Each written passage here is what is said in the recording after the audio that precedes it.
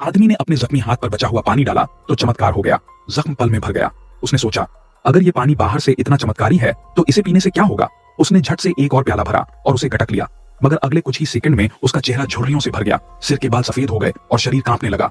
और फिर वो एक कंकाल बनकर जमीन पर गिर पड़ा। वो अमृता की तलाश में था, मगर ये अमर जल नहीं, एक शापित संजीवनी थी। मरते मरते उसने पास खड़ी एक औरत को खींच लिया, मगर एक बलशाली पुरुष दौड़कर आया और औरत को बचा लिया। उसने उसे खींचकर मौत के मुंह से निकाला। कहा वो फिर से पानी लेकर आया, मगर जब प्याला हाथ में आया कुछ तो था जो रुक गया। उसने उस प्याले को जमीन पर रख दिया और ठान लिया, ये अब किसी योग्य वीर का इंतजार करेगा। 30 साल बीत गए। पहाड़ अब समतल जमीन बन चुका था, मगर वो पवित्र जल वहीं रखा था, जैसे समय उसका कुछ बिगाड़ ही नहीं सकता।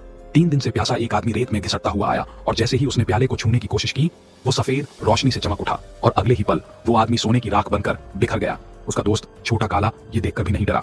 उसने सीधे चलकर प्याले को उठाया और कहा, मरना तो तय है तो क्यों ना कोशिश ही कर ली जाए। मगर आश्चर्य, वो राख नहीं बना।